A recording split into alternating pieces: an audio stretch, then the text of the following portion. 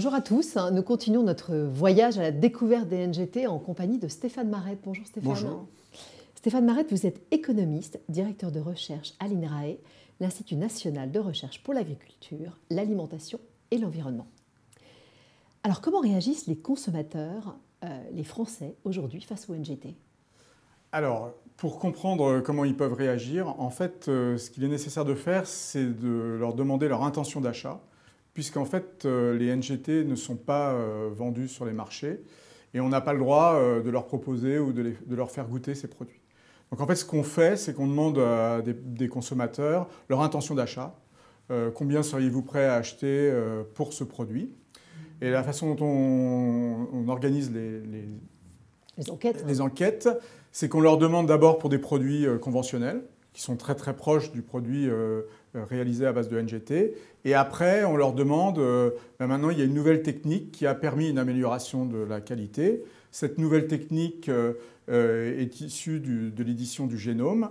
Le produit est très proche. Combien vous seriez prêt à payer pour ce nouveau produit? Comme ça, il est possible de comparer entre un produit conventionnel et un produit issu de l'édition du génomique. Alors, quand on réalise ces enquêtes, ce qu'on voit, alors il y a eu beaucoup d'enquêtes, mais ce qu'on voit en gros, c'est qu'il y a entre 70% et 80% des consommateurs qui en fait continuent à vouloir acheter le produit une fois qu'on leur a expliqué que le nouveau produit est réalisé à base de l'édition génétique.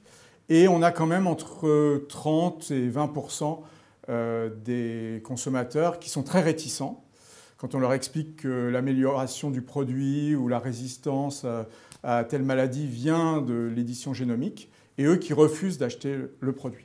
Donc eux, ils sont très réticents, et ça dépend des contextes, mais ça concerne, disons, entre 30 et 20% des consommateurs. Ça dépend du type d'explication, du type de produit, etc. C'est ce que j'allais vous dire. Je suis sûre que vous expliquez très bien dans l'étude, mais votre avis, ils comprennent vraiment les technologies que vous expliquez? Alors on essaye d'être le plus clair possible, d'avoir un message pas trop long, etc. Parce que c'est quelque chose de très très technique. Aussi on le fait relire par des généticiens, etc. En fait, je pense qu'ils comprennent qu'il n'y a pas d'introduction d'un gène étranger qui viendrait d'une autre plante et que l'intervention est relativement peu intrusive. Donc, en fait, il s'agit simplement de modifier des structures d'ADN ou d'ARN et donc que c'est relativement peu intrusif. Vous avez évoqué l'introduction d'autres gènes. Concrètement, on pense aux OGM. La réaction des consommateurs est très différente entre OGM et NGT? Alors, quand on explique les choses, enfin, quand on essaye d'expliquer le plus simplement possible, on voit que les consommateurs sont plus réticents face aux OGM. Il y a une fraction de personnes qui refusent d'acheter les produits qui est plus grande. Donc, on passe de 30%, disons, à 40 ou 50% selon les contextes, de personnes qui ne veulent plus acheter les produits, une fois qu'on leur a expliqué que c'était des OGM avec introduction d'un gène étranger dans la plante. Vous avez parlé de réticence à payer tout à l'heure. Alors, est-ce que je comprends bien qu'il y a 30%, enfin 20 à 30% qui ne veulent pas du tout acheter ces produits. Sur les autres, il y a un facteur prix qui fait que pour un certain montant, ils accepteraient de l'acheter, pas vraiment? Alors, dans les 70% de personnes qui sont prêtes à acheter le produit, il y a beaucoup d'indifférents. Donc, en gros, on leur dit que le produit a été fait par hybridation naturelle ou par l'édition génomique. Et en fait, dans les faits, ils ne changent pas leur disposition à payer. Ils sont prêts à payer pour tel type de prix et ça change peu les choses. Il y a une petite fraction, disons 15% des consommateurs qui sont prêts même à augmenter leur disposition à payer, le prix maximal qu'ils sont prêts à payer. Et il y a aussi une fraction qui diminue légèrement cette disposition à payer. C'est-à-dire ils seraient prêts à payer pour tel type de prix et comme ça vient de l'édition génomique, il diminue un peu le prix maximal qui serait prêt à payer. Il faut une petite ristourne. Voilà, c'est ça, exactement. Voilà. Et puis évidemment, il y a toujours cette fraction des très très réticents qui, eux, quel que soit le prix, n'en veulent pas. Il y a un veto. Quelles seraient selon vous les conditions d'une mise sur le marché de ces produits? Alors, les conditions, à mon avis, c'est une réglementation qui garantisse la sécurité pour les consommateurs. Ça, c'est la première chose.